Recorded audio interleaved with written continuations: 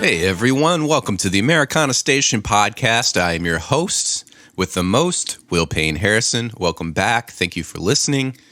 Today on the podcast, we have the Rough and Tumble. They have a new album out, and it is a really good one. They are a folk duo from everywhere. They're on the road. I think when we talked, they were in Florida. Is that right? Or were they? So they travel all over, and they've been doing this for quite a while. And they have a couple of dogs with them. We'll talk about all of that. But this Friday is a special Friday. It is Bandcamp Friday. That means that Bandcamp's not taking a cut of your favorite musicians' merch. So I would implore you, if you get paid this Friday, it's the perfect day to go out and support your broke-ass musician. Yours truly is one of those included, and I have just recently updated my Bandcamp to include my never-before-on merch sites mugs that say Will Payne Harrison, Coffee Black, and Whiskey Neat. They're pretty sweet, and I'm drinking coffee out of one right now. Could be yours. Well, not this one, but another one. And also I am going to be launching a VIP with additional Americana Station content on my Bandcamp. I will be releasing demo songs from my studio, so high-quality demo songs from my next record. And this first song that I'm releasing this Friday is about my new sweet daughter, and all of the money that I make from this will be going towards her expenses, diapers, and all that stuff. So if you feel like helping out, it would be much appreciated. So check out also the Rough and Tumble. Eric Bolander's coming up. He's a good one to check out. We just had Zach Russell on the podcast, and lots of people to check out. Make sure you visit their Bandcamp and buy their new record. That would be super helpful, especially this Friday. I will also be doing a streaming event from Crybaby Management. Thanks, Alexis. On March 12th at 7 p.m. Central, 8 p.m. Eastern.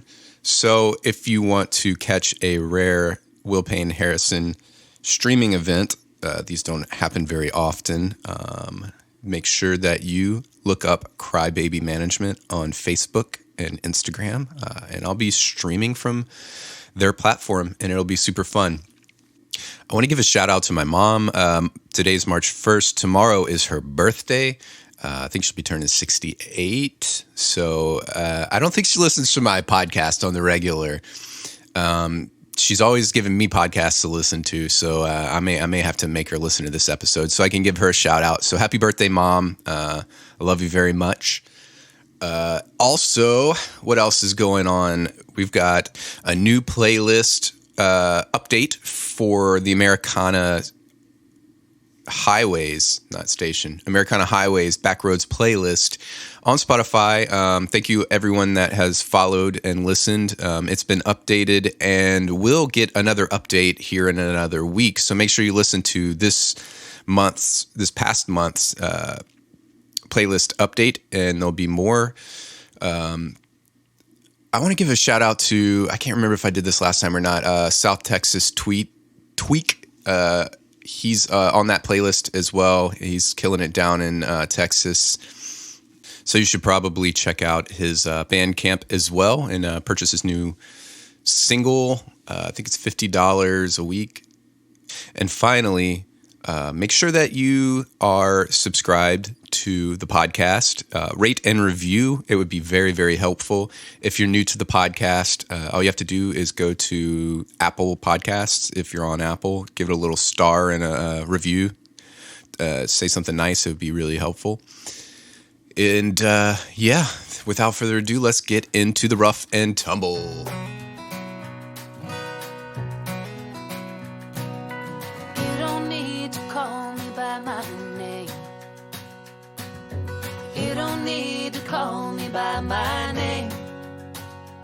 You can call out to the maple trees, they'll hear you just the same. You don't need to call me by my name. You don't need to eat what you've been served.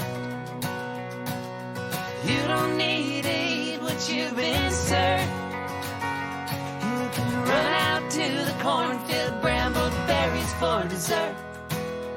You don't need to eat what you've been served. Hey everyone, and welcome to Americana Station. Today on the podcast, I have the Rough and Tumble, which is Mallory Graham and Scott Tyler. Welcome to the podcast, and thanks for being on. Hey, thanks for having us. Thanks for having us. How has 2021 been for y'all so far? Better than 2020. Yeah. Absolutely. Yeah. Also the same as 2020. Yeah, so far, yeah. So you guys used to live in Nashville, but then you sold or you left your place and bought a camper. Did you spend all of 2020 in the camper with no place to roll to? No, well, kind of. Yes and no. We when everything kind of came down, we were in Arizona at the time, and Scott's parents live in California. And so at that time we thought, oh yeah, we'll just go hang out at Scott's parents' house for 2 weeks, while this whole thing blows over. Right. And it was only going to be 2 weeks. Yeah. And then we'll just keep 14 on, days. Yeah. keep on keeping on. So we ended up there, and then, within the first week we realized, oh, this might be forever. So, so we stayed there until July. Mm-hmm. We spent some time roaming, but it's the thing about living in a camper that's great is that you can be really far away from people. Yeah. But the thing that's, kind of frustrating is you also spend a lot of time in public places around people, because you don't have a lot of space of your own. So we spent about a month and a half wandering in South Dakota mostly. Mm-hmm. And then some friends, a venue owner actually down in Opelika, said, do you want to live in a house that is vacant? And we said yes. So we've been house hopping for the latter half of this year. People have just been very generous. All those times that venues have said, if you ever need a place to live or a place to stay for a little while, we cashed in on like 9 years worth of those offers. It's been really great. So. That's really awesome. Yeah. So have you been writing a lot in that process? Like how have you been spending your time since you haven't been able to be road dogs? Yeah, we have done a lot of writing. Actually, in the early days of the pandemic, we took song commissions from our audience and wrote songs for people. We released them as part of this little Bandcamp project called "Everything Goes Viral But My Band," and was kind of a self-fulfilling prophecy. But it. So yeah, we did a lot of songwriting. We've been practicing a lot, it just kind of, it's been, I will say this for the pandemic, it has been a good time to do the things that take a long time. Like we, have just been kind of hunkering down and like getting better at our craft and and picking up new skills too that aren't directly music related, but definitely are starting to roll into kind of just who we are as artists. Like Scott has spent more time doing like etching stamps and things like that. I've been getting into bookmaking, and we're finding ways to incorporate that into merchandise and into like it's just been a way to kind of fill the well, I guess, for the future. Mm-hmm. Right. Yeah. That totally makes sense. So y'all started off initially as friends and then turned into roommates and now are married. Is that correct? That is that's the progression.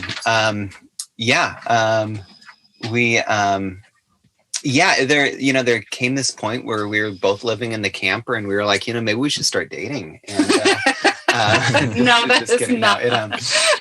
No, we've known each other for. We don't hate each other, so let's give it a try. It was weird because Scott had to sleep on top of the sheets and I was under, but it worked out. No, but we've been friends for the last 10 years. And Scott was actually the best man in my first wedding. And then once we became a band, and that marriage fell apart, then we started thinking, well, this seems like a good option. Yeah. Like, and so then we roomed together for a while, and then, and then we decided to go for it. Go for it. Yeah. And, That's awesome. Yeah. Mhm. Yeah. It's, we've liked it. Yeah. It's been working out great for us. Yeah. It can definitely be a challenge having your partner also, be your business partner, also be the person you're on stage with, and it's everything. We're together all the time. Yeah. So I can relate to that. I was in a folk band back in Louisiana with my partner, and it was definitely, you live together and you write songs together, and you have your business partners together. At some point you're going to get annoyed with the with the other Right. person. Yeah. It is very a lot public. Yes, it is. Yeah. It's an interesting thing trying to write songs about your relationship. And I sometimes wonder if you can do that honestly. And then I also wonder how can you not do that honestly? Mm-hmm. I think they're just two sides to, kind of to the coin. It's also a pretty sick burn whenever you write it into a song instead of saying it. It's true. Yeah, but it is as two songwriters, you have to appreciate the craft, because sometimes you work out feelings and thoughts in songs too. So. Yeah, I've definitely been exactly in that boat before. It's interesting dynamic to be in. Definitely. But so, how long have y'all been writing songs together? For 10 years? It's been a little bit more than 10 years. We met at a music school on Martha's Vineyard back in 2007, and it was kind of a semester off-campus program. Or 30 students. It was the middle of winter, so there wasn't really anything we could do but work together. Yeah. And that was just this really formative experience for us. We then went back to our own respective colleges and joined an artist colony in Black Mountain, North Carolina, just outside of Nashville.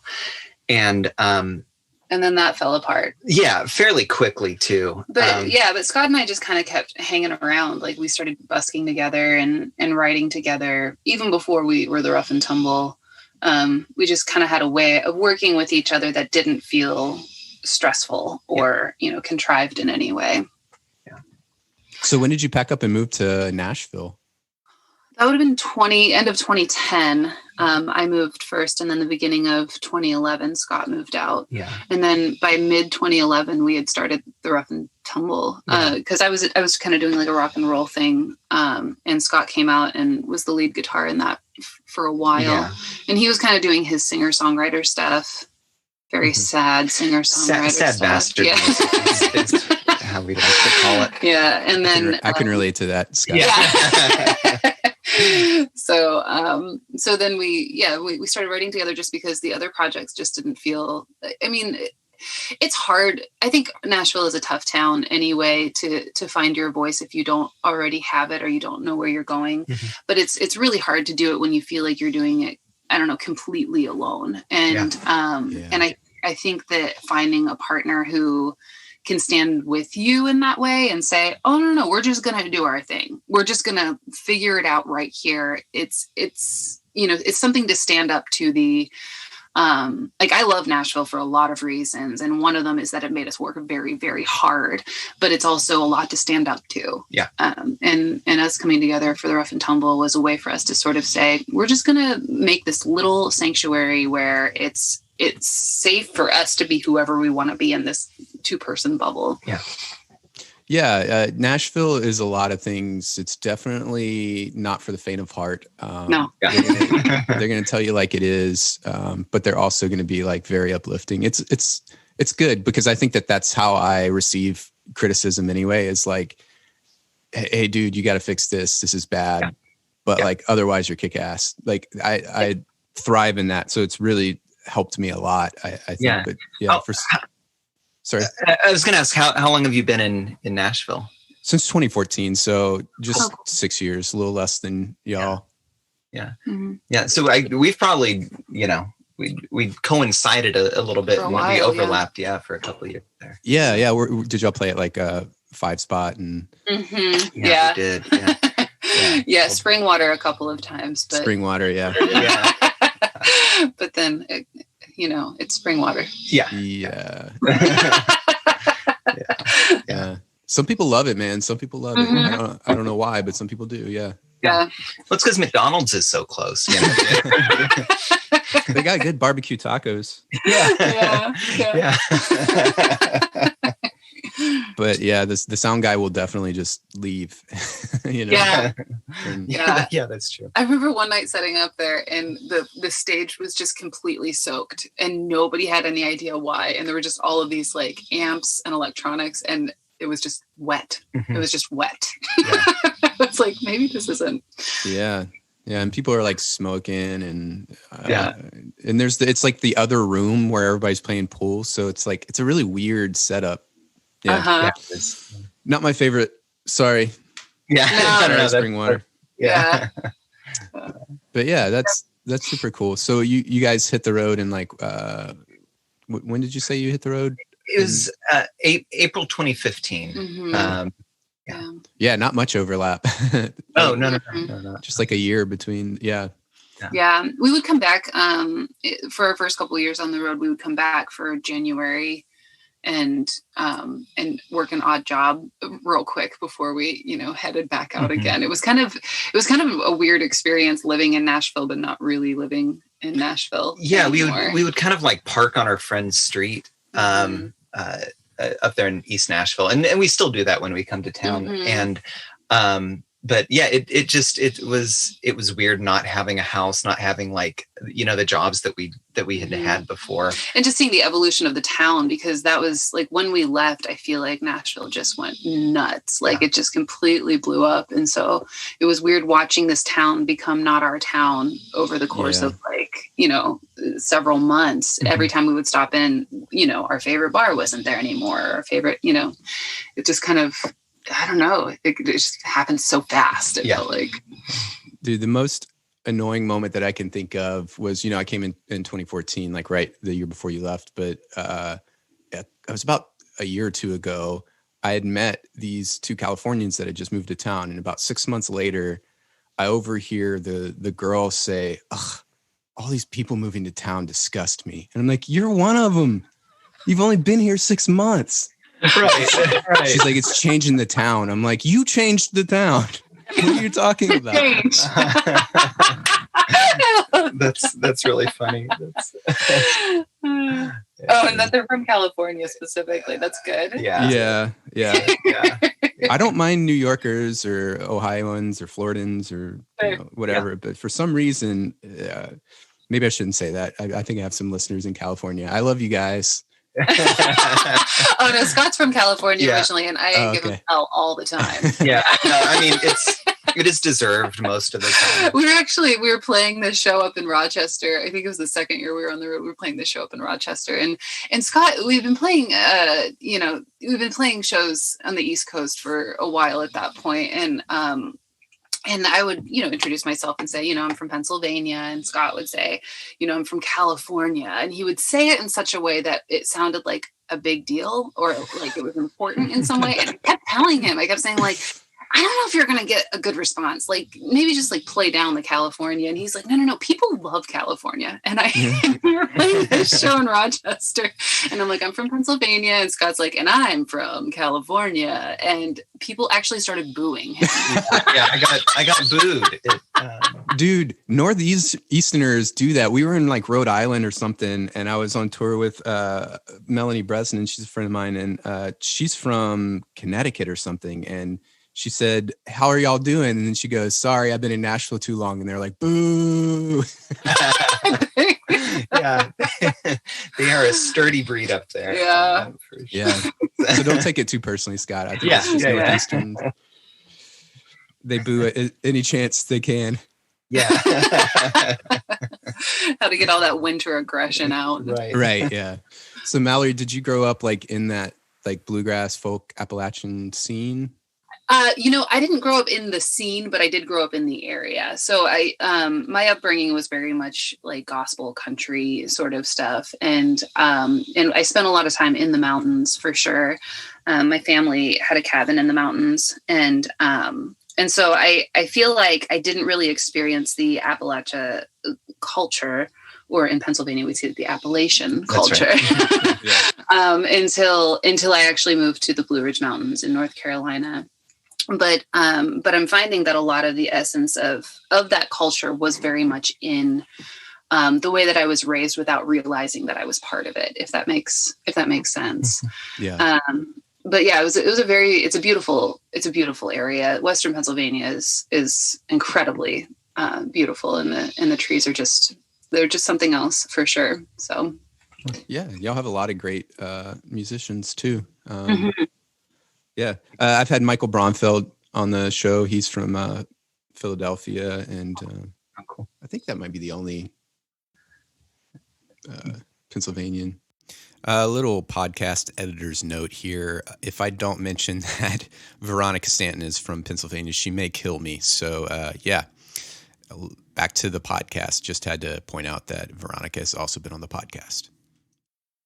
Mhm. Huh. Yeah, but that's super cool, and I can understand that a little bit because growing up in Louisiana and like the Cajun culture, and being like in the middle of rural Louisiana, very like country, like I definitely didn't identify as like Cajun or country until I was older and realized like it's so embedded in your roots, like Yeah. you sometimes you got to get away from it to realize. Yeah. It's almost like being inside of it. You can't actually see it. Yeah. Yeah. No, totally. Like as soon as I moved away from California, I'm from the Fresno area, like the but I started reading all of this John Steinbeck, and I started like feeling nostalgic in that kind of way, and in a way that you didn't feel when you lived there. Yeah, and like I didn't really enjoy John Steinbeck when I lived in California, but as soon as I moved away, I thought like you could kind of appreciate it in a different way, in a way that is you can appreciate it because you are not necessarily in it anymore. Yeah. I totally understand that. Like when I was touring the Northwest coast, like I felt like I was in a different world. I had never experienced anything like that before. Like that kind of, even, the East Coast is so different. Mm-hmm. And it was just like, wow, this is why people love California so much, Yeah. It's beautiful. Absolutely. Yeah. So Scott, where did you like get your musical inspiration from, being from California? Yeah. California.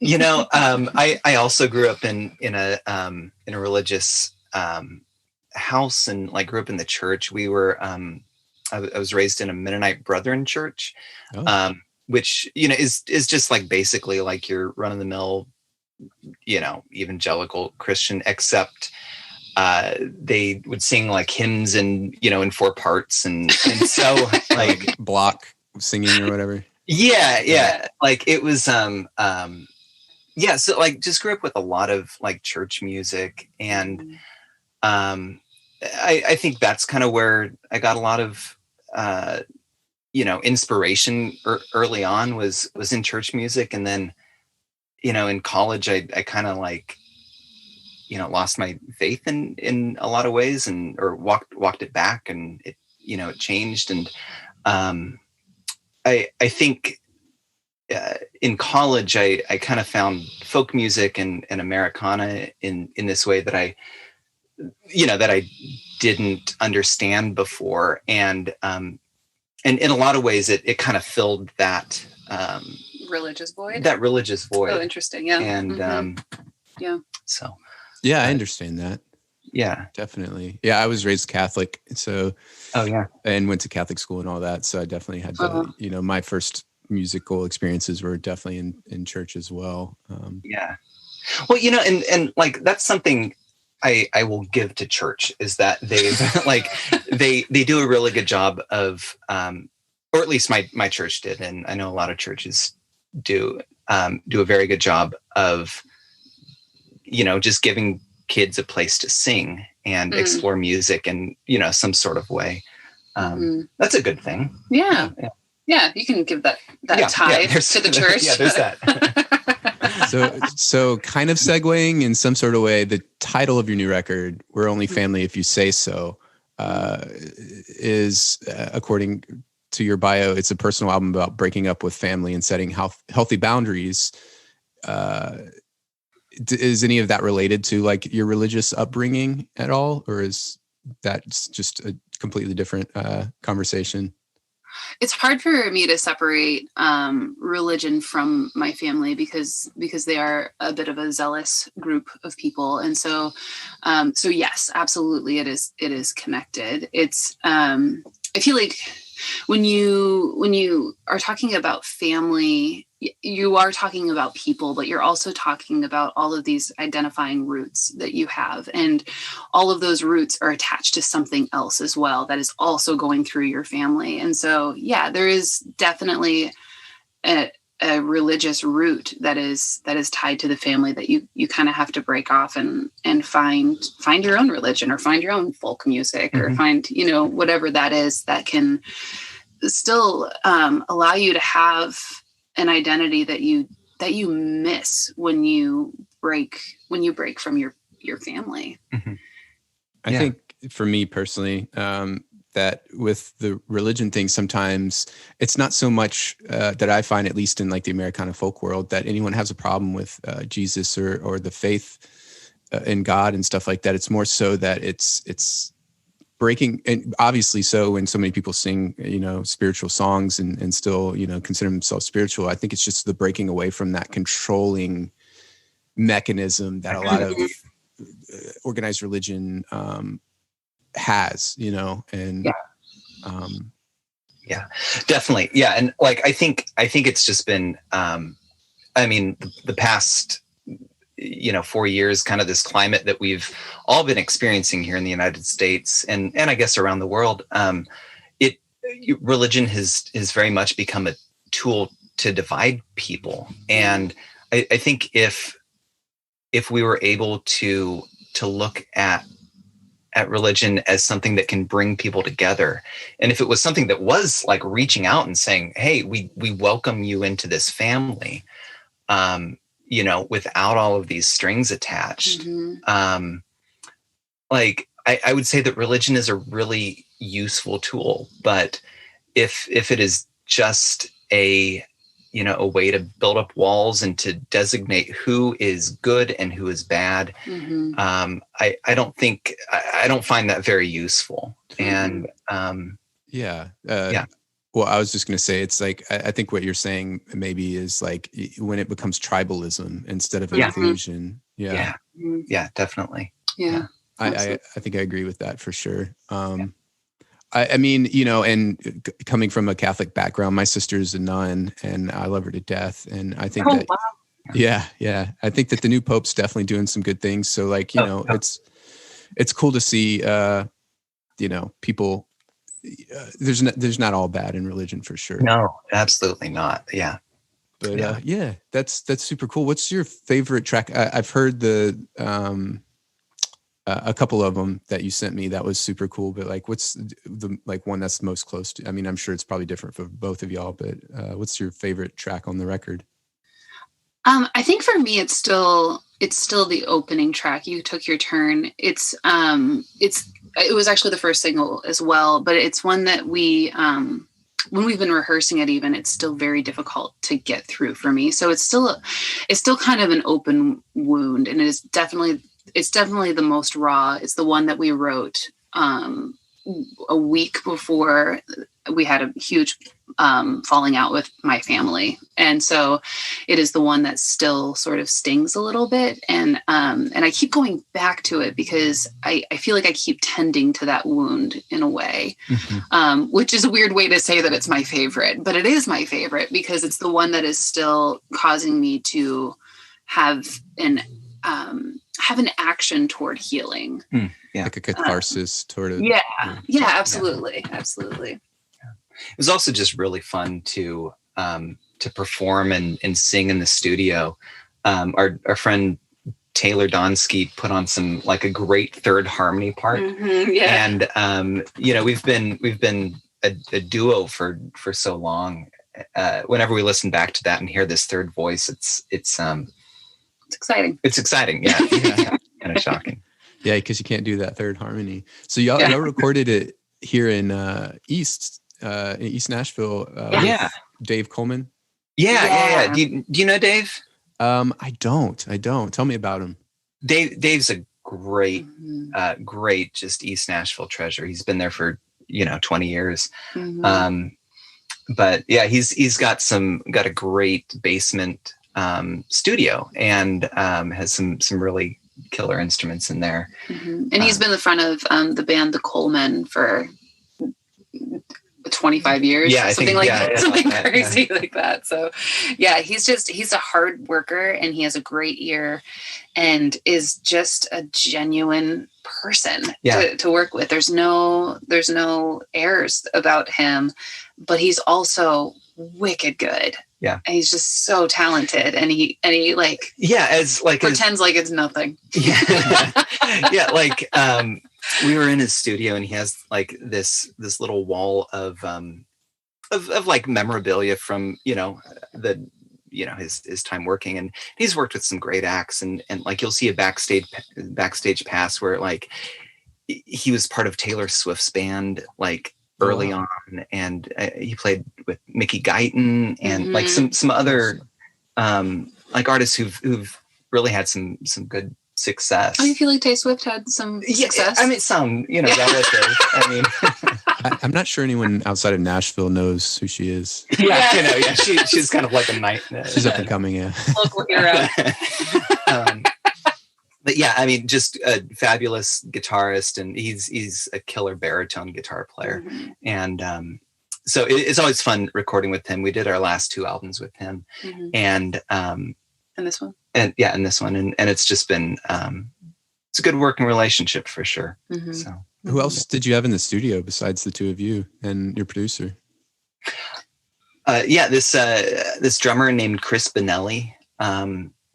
He lives in town. We were going to have a friend of ours drum on it, but he had a stroke the week of 4 days before. 4 days before he was supposed to fly down, and he's okay. He's able to play. He's had quite a bit of recovery, but it was crazy because we were rehearsing with him, and then the next day he had a stroke, and we were driving down to go to the studio. So Chris stepped up and just really took these songs on he's a fantastic drummer and percussionist, and he really took them on.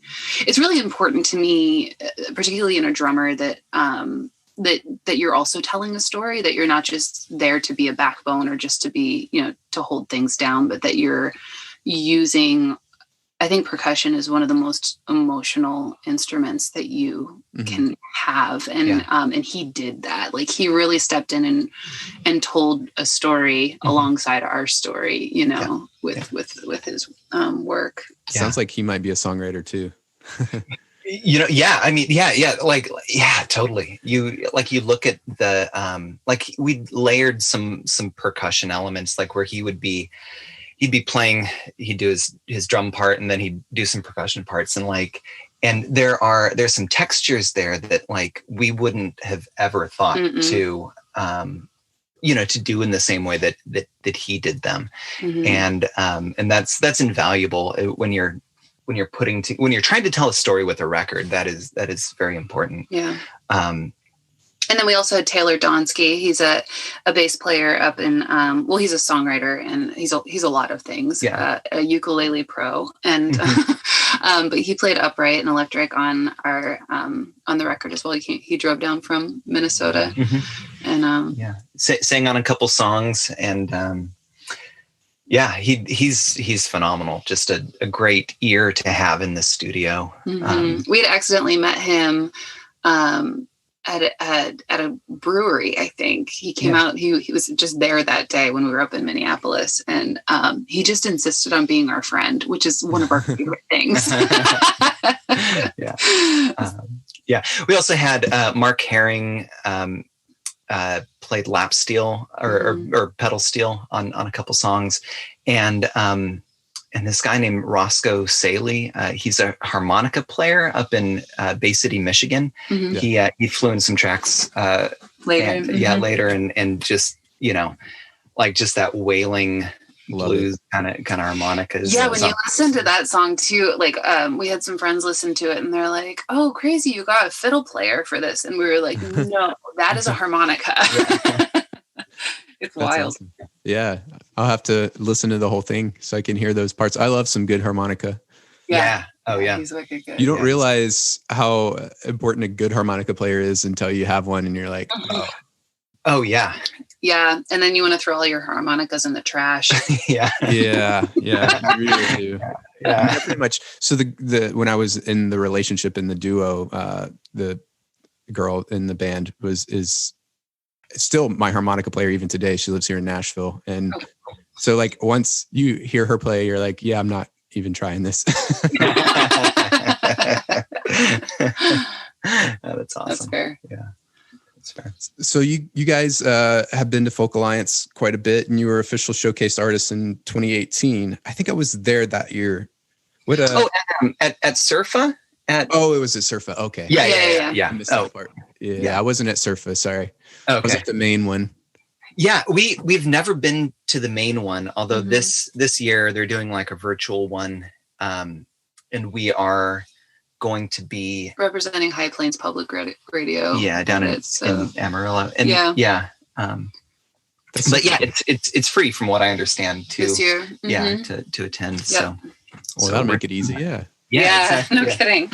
Yeah, the $400 or whatever it is to go is kind of pricey. It's it's a pretty penny for sure. Yeah. Did you stay in the hotel that they rent out, or no, we got an Airbnb. Me and my friend Wilson Harwood. We know Wilson. Oh, you know Wilson? Yeah. We played over at his house. Yeah, last November. Or not last really? November. Gosh, it's time. Yeah. Back in the days when we could play shows, I'm pretty sure I got an invitation to that, but I was probably on the road. Oh yeah, no, he's great. Good guy. Crazy that you know him. His birthday was yesterday, actually. Well, happy birthday, Wilson. Happy birthday, Wilson. But yeah, he was my Airbnb buddy when we went up to Folk Alliance. Yeah, that's awesome. Yeah, that's a cool network, and we're excited to be a part of that community. You know, it's good. Mm-hmm. Yeah. What else do you guys have coming up? So you got a new record coming out. It's hard to play shows right now. Are you doing some like streaming type stuff for the release?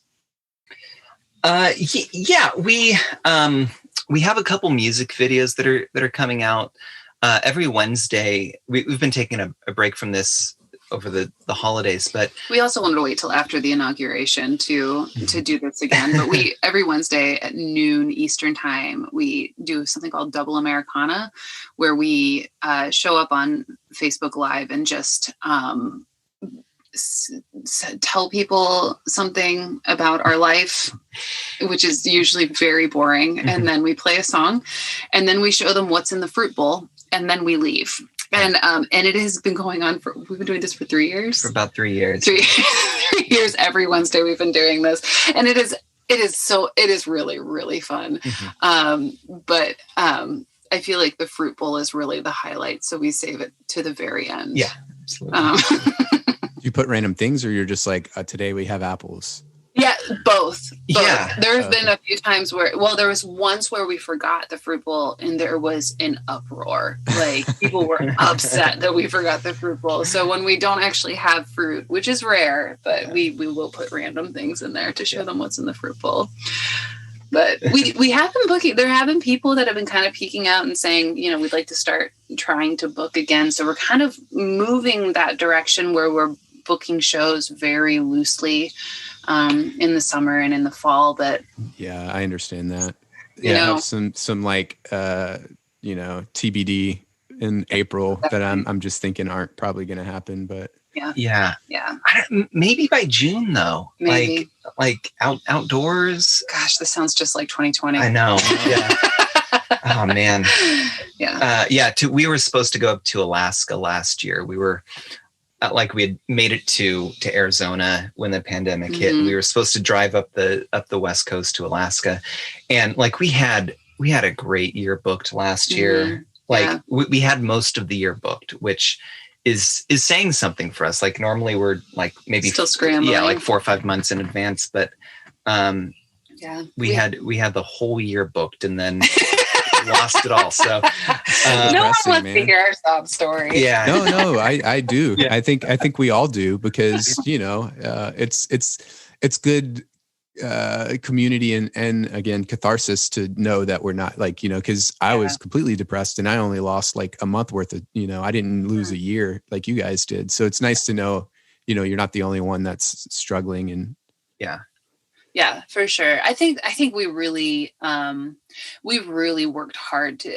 I think when we're in situations like that where something doesn't work out like it's supposed to, we go the opposite route. Instead of getting depressed, we get manically productive, and that comes at a cost as well. And I think we're feeling that cost even now, starting off this year, because we were writing commissions, we were just kind of on fire. We kept going. We were doing a cooking show every Saturday morning for a while, where we would play songs and also bake something so that people could see that we're not good at doing both at the same time. And it was super fun. And we kept our heads up for the longest time. And then I think December of 2020, we finally just sort of sank down and said, oh damn, we lost a whole year. And while we had some fun things that we did, we lost a whole year, and it didn't hit us until December.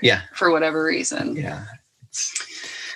It's been a weird year. It's been super weird, but it's good to see people still putting out albums and making moves, because as you well know, you just don't put out an album without being able to tour it. That just doesn't make sense. So to see people doing it is really uplifting to me, because I think that we all needed to kind of, we needed to be proactive in that way and say this isn't going to get us down, even though we can't tour this record.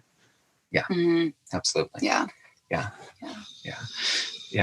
I'm really excited to see the ways in which,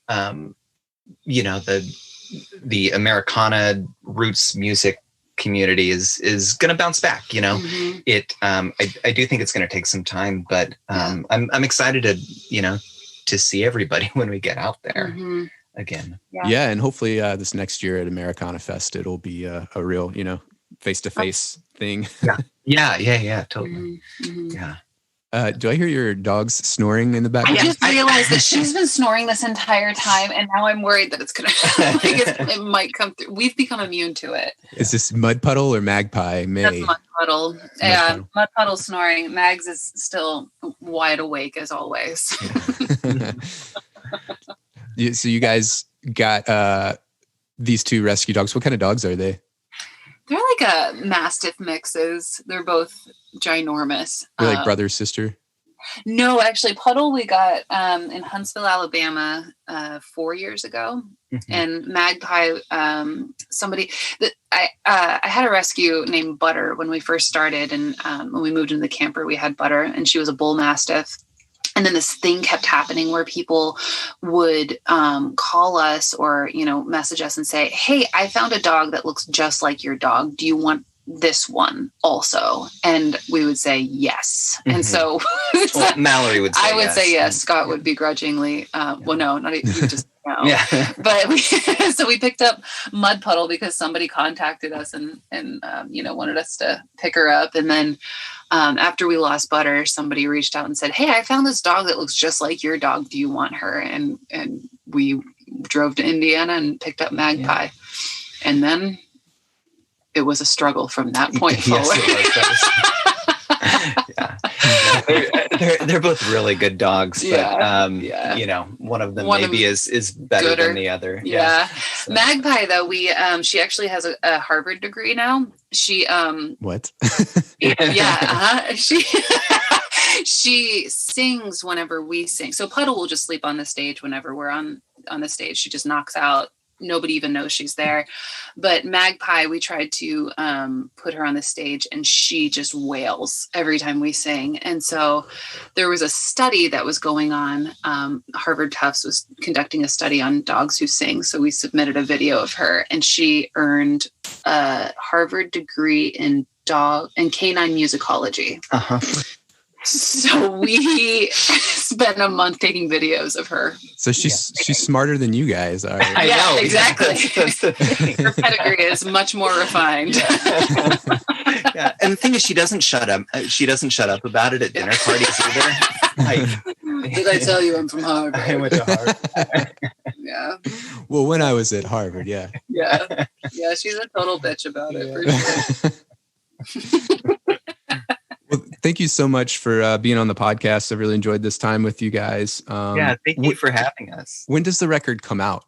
It comes out on February 19th. On all the streaming platforms? On all the streaming platforms. Bandcamp. And then we actually are pressing vinyl as well, which will come out about a month after that. Yeah. Hell yeah. So, can you pre-order it? Yes. Yeah. Pre-orders are up right now. Our website is theroughandtumble.com. And we have some fun stuff up there too. So yeah. Come say hey. Yeah. Well, thanks so much for being on. Yeah, absolutely. Sure. Yeah. Thank you.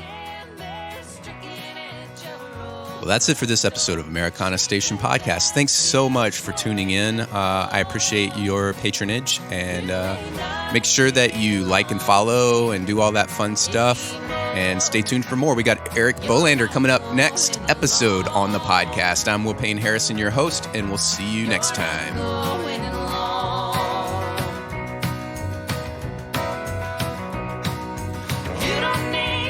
Your clock by me. You don't need to set your clock by